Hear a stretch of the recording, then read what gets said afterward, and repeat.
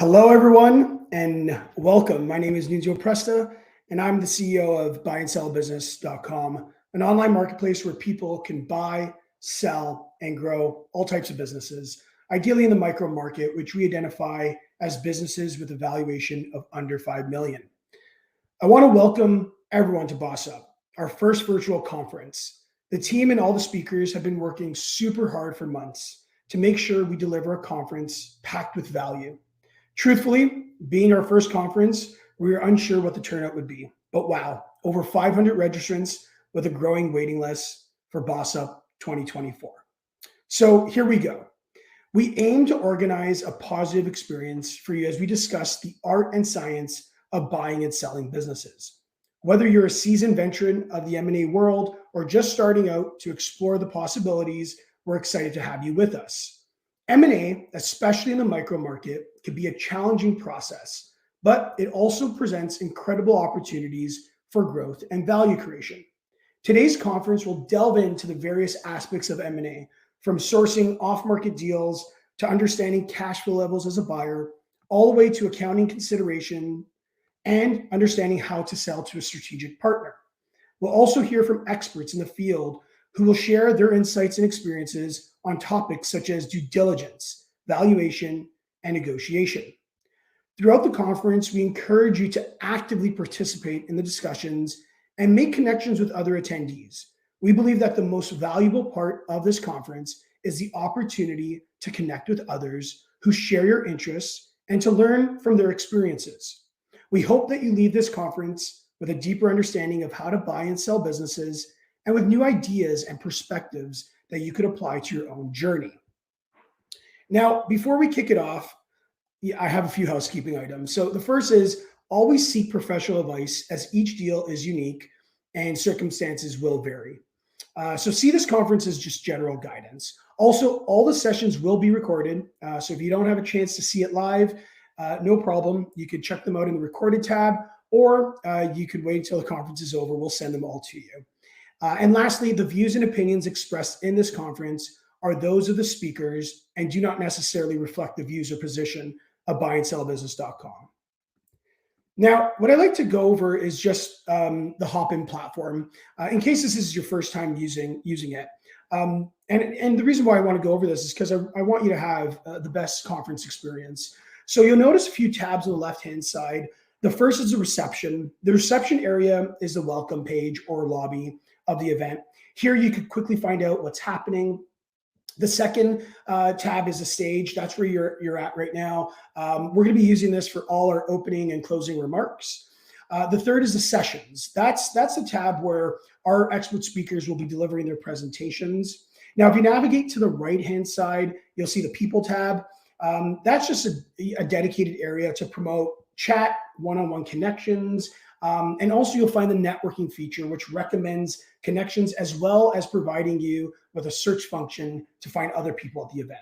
Now, if we swing back to the left-hand side of the dashboard, you'll see networking. The networking segment of Hopin is for peer engagement. It's very similar to one-on-one meetings on FaceTime. This segment or tab is designed to recreate the coffee in the lobby conversations or the water cooler chats that are so important at in-person events. The networking area automates the discovery for new connections. So when you participate in that area, you'll actually be matched with a random attendee. And then next, you'll see the expo. The expo is our virtual exhibitor hall where you can learn more about buyandsellbusiness.com and our sponsor today, Apple Tree Business Services. So many are probably wondering, why did we decide to launch this virtual conference? And the answer is pretty simple. We want to empower people to love what they do. And we believe business ownership is a viable path towards that. And in order to make informed decisions around buying and selling businesses, education and community are vital parts. And this conference aims to deliver on both. So we designed this conference to provide valuable information and resources to both buyers and sellers of small businesses, as well as to connect them with other industry professionals and experts. The decision to launch this conference was really driven by a few factors. First, small business exits are a vital part of the economy, and we believe that they deserve more attention and support. Next, we understand the importance of networking and connecting with like-minded individuals. Also, we have access to amazing professionals with tons of experience, and we want to share them with you. And last, we wanted to create a conference that will share the latest trends, developments, and legal updates that shape the micro M&A space. Because the more you learn, the more informed decisions you can make. But overall, we know that deep down inside, a stronger economy and better future is possible when people wake up in the morning loving what they do. And business ownership is a viable path towards that. That's why we're driven to create features and build an engaged community that makes business ownership real for thousands. And this conference is another step towards that. Now, today wouldn't be possible without the support of Apple Tree Business Services. So, with that said, I wanted to quickly turn it over to Patrick, who could say a few words.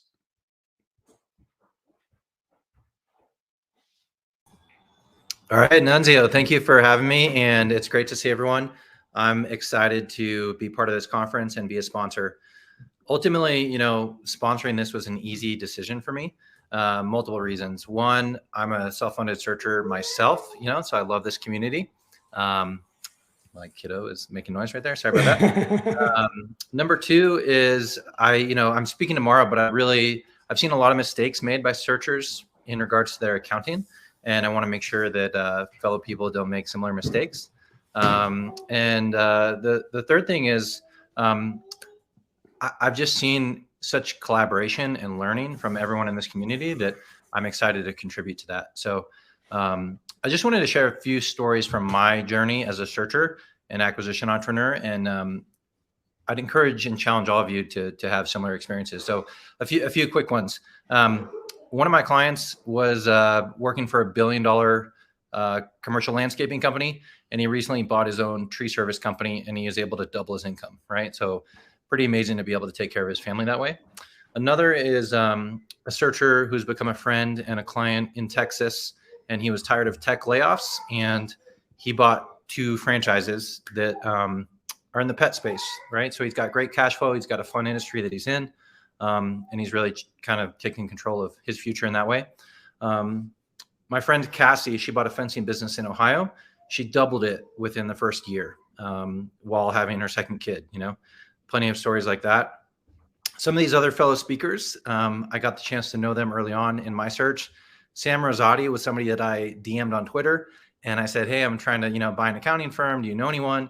And he connected me with a guy who's been part of multiple accounting roll-ups and was super helpful in validating my thesis. Eric Pacifici, he's speaking later today, small biz M&A attorney. I originally connected with him when he was anonymous on Twitter and had a few hundred followers, and we had a great conversation. And he's become a friend, and I've used him for legal on one of my deals. Just a couple other quick ones. Chris Edwards, he bought a flooring business in Steamboat, Colorado. I was having beers with him a few days ago in Steamboat, and we've been able to, kind of trade war stories as searchers.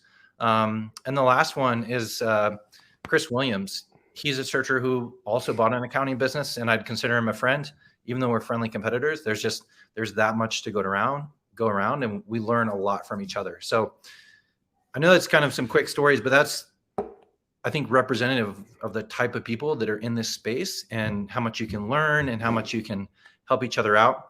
So if you're an attendee and you're, maybe you've already owned a business or you're looking at an acquisition, I just want to give you maybe 3 things to think about and some things to make the best use out of this conference. So these come in 2s. I'd write down 2 takeaways from each session, right? Keep it simple. There's going to be a lot of information, but boil it down to 2 takeaways. I'd try to network with 2 people in each networking session. So these could be people that you can go on the roller coaster with. And the other thing after this, I would take massive action every week. You got to have 2 key activities. I was searching while working. So for me, my key activities was how many deals did I review per week and how many seller calls did I do per week? So I'd identify what are those 2 key activities that you're going to take massive action on after this conference to make it happen. So I'm excited to be a sponsor. I love this community and appreciate the opportunity, Nunzio. So I'll turn it back to you. Thank you so much, Patrick. And I think you summarize it pretty good with the whole war stories because it's true, right? And we're very active in saying that. Listen, entrepreneurship through acquisition and buying a business, definitely mitigates risk versus starting a business, but it still comes with a ton of sacrifices, emotionally, financially, physically, etc. Right? So, it's definitely a war, but it's a very fulfilling journey. So, Yeah. once again, thank you, Patrick, for sponsoring this event. Thank you for some opening remarks, and let's continue. Thanks, Patrick. All right. Thanks. So, yeah, before turning it over to our expert guests, I want to share, a couple things that we've learned in the past 10 years doing this. And then I'll end it off with a quick recap of where we are as an organization and where we plan to go. So the first thing that we learned pretty quickly was just understanding what really drives someone to buy a business. And there are multiple reasons. And all, like I said before, all deals are unique. But what we've noticed was whether someone's buying a Main Street business, a SaaS business, or e-commerce business, there's some similarities, right? They have access to this existing customer base. They have access to this turnkey operation. They have access to this proven market, and they really have the ability to ride the wave of a business with a great reputation. However, we like to simplify things at buyandsellbusiness.com. So we jotted them down into three main reasons. And the first, like I just said, there's less risk for starting a business. You're buying a business that's established. You're buying a business with service or product market fit, and money's being made out the gate. Next, there's a shorter return on investment, right? You're putting money into an acquisition and you're generating a return right away in a majority of cases, right? You have access to this living, breathing, money-making business that you have to nurture and grow versus the lag time that a startup could present in the pre-revenue stages. And last is impact, right? You have existing relationships with clients, employees, suppliers, all sorts of other stakeholders. And in my opinion, that's such a great motivator to get you out of bed in the morning. Now, the next thing we learned was what should someone look for when buying a business? And I think the biggest thing is people buy valuable and profitable businesses every day, but not sellable businesses. And there's a difference, right? Over the past decade, we've been able to identify three main pillars to creating a sellable and valuable business, something every buyer should be searching for and every owner should be building. So let's go. Let's chat about the first one, timing. Right? If you're looking at this, obviously it's pretty obvious that all these examples have bad timing. Right? So as a buyer, you want to identify trends and ensure that timing's on your side. You need to know when to buy and when not to buy based on set. And that's an internal model we use to audit the business environment through the lenses of social, economic, and tech trends. You need to remember you're not buying a business for today, you're buying it for future opportunities. So when you're looking, for example, to buy a taxi company due to innovation and shifting consumer behaviors, that opportunity may not be as lucrative as it once was. And the truth is, markets change, consumers change, and technology changes, all of which could hurt or boost the opportunities within certain sectors.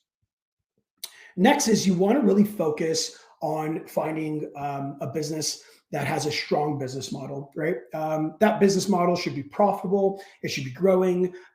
Ideally, it should have some sort of recurring revenue model, month over month, year over year.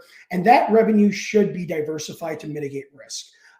You also want to ensure that financials are up to date, organized, and prepared properly. Most buyers that we've come in contact with, they want to see at least 3 to 5 years of financials in order to apply some sort of normalized projection. Once again, not to be repetitive, but you need to be analyzing the business model to understand that you're not buying this business for today. You're buying it for future opportunities. So you need to question those financials, question the business model, and make sure that that the financial performance can really be upheld for the foreseeable future. The next is you want to find a self-sufficient business. This is also known as the Switzerland structure. You want to find a business that's not dependent on one leader, one employee, one supplier, or one customer. As a buyer, you don't want to enter a business with so many unknowns or the fear of losing that big client or that big supplier that could jeopardize everything. And this concept sounds pretty easy and straightforward. However, there are many businesses or business owners that disregard it. And through my experience, less dependency in business operations equals a more valuable and sellable business. And as a leader, if they're not replaceable, then they're a liability. And as a buyer, you need to recognize that. And just to bring this fast forward it to today as an example, you have a lot of entrepreneurs that are creating strong personal brands, and that's totally fine, right? Creating a personal brand is one thing, but creating a business that's dependent on you is another. And in my opinion, there could be that line in the middle to disconnect them. Now, when these three pillars come together, something fascinating happens. You'll notice that the business is seamless due to the fact that the seller had perfect timing and showcased a business that is self-sufficient. What this really means is any business savvy person can walk in and operate the business with very little issues. Next, you'll see that the business is sustainable due to the fact that the seller created a business that is self-sufficient and it has healthy recurring revenue, meaning that the traction to date can be upheld for the foreseeable future. And last, the business has growth and upside due to the fact that the seller created a business that has healthy recurring revenue and the timing's right, meaning a new buyer now has the opportunity to take advantage of positive trends in the space. Now, I'd like to go over where we're at as an organization. And before I get started, I actually wanted to give the buyandSellBusiness.com team a quick shout out. One for organizing this great conference, and another for being nominated for the Small Business of the Year in our local business chamber. We're really excited about that. I'm super proud of the team, and I may be biased, but it's a well-deserved nomination. So let's continue. So what you're seeing right now, this is just screenshots of our data stories. It's publicly available. Up to the left, you'll see a live view of our active users and where they're from.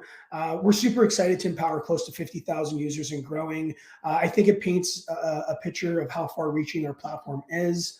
Next to the top right, you'll see our average connection price and average listing price.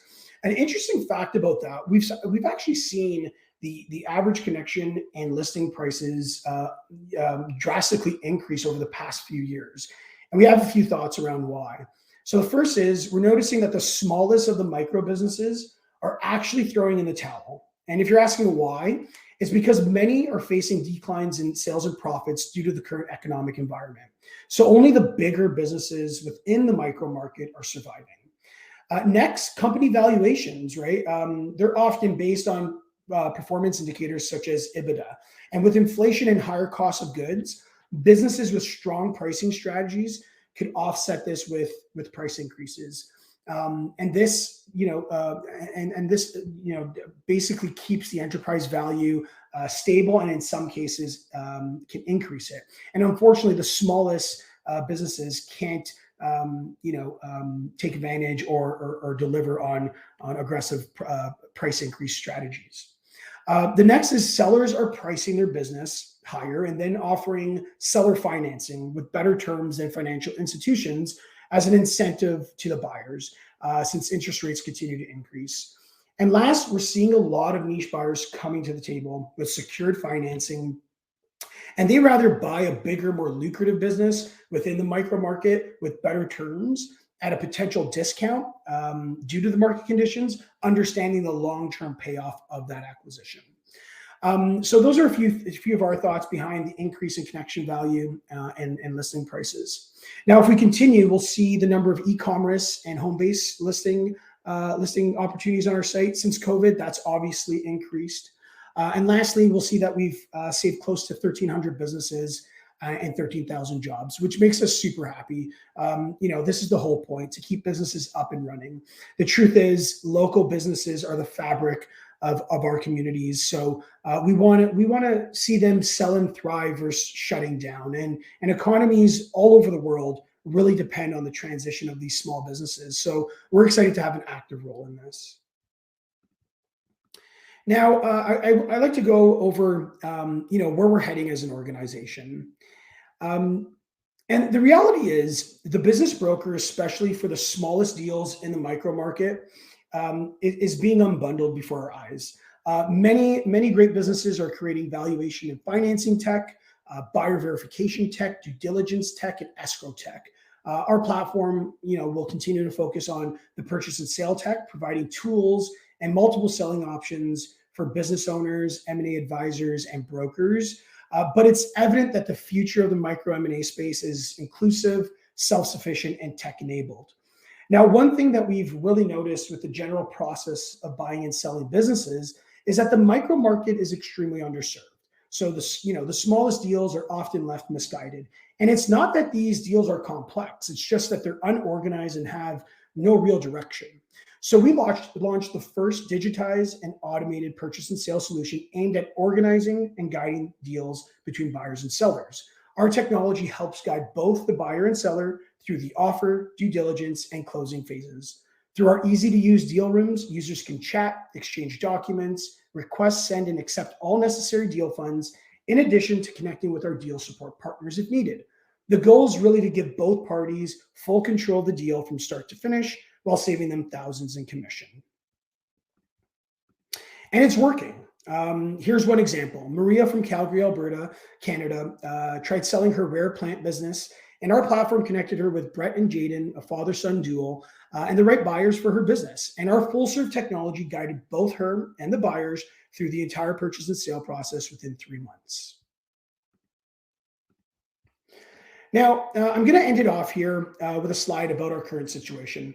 And, people always ask for advice, especially when there's challenging times. And my advice would be the same advice that I would give during good times, especially when you're looking to buy a business. The first is stay committed to the 3 pillars we discussed today. You want to stay focused and disciplined on buying not only a valuable business, but a sellable business. And sellable businesses have great timing, align with social, economic, and tech trends. Sellable businesses are self-sufficient, meaning they're not dependent on a particular stakeholder. And sellable businesses have strong and healthy financials. So commit to finding a business that fits that framework. The next is be pandemic resilient. There has to be this mindset shift. Not only should you be searching for a profitable, valuable, and sellable business, but you need to be searching for a pandemic resilient business. In the post-COVID world, it will be even more important to buy a business with a strong digital infrastructure, along with principles, processes, values, and a culture that could survive and thrive if another pandemic were to occur. And lastly, pay attention to the interest rates. Inflation is a real concern, and it's leading central banks around the world to raise interest rates to battle any further inflationary pressure. And this could potentially lead to a downward pressure on selling prices as the demand for purchasing a business may decrease since financing may be too expensive to obtain. However, if you're able to obtain financing, you may be able to purchase a business with a lower valuation. So that's all for me. I want to thank everyone again for joining us. I know there's tons of people from around the world, which is great. We look forward to hosting an engaging and informative 2-day conference. In about 5 minutes, head over to the sessions to check out what Ron has to say. And thanks again, everyone. Let's have some fun. Bye.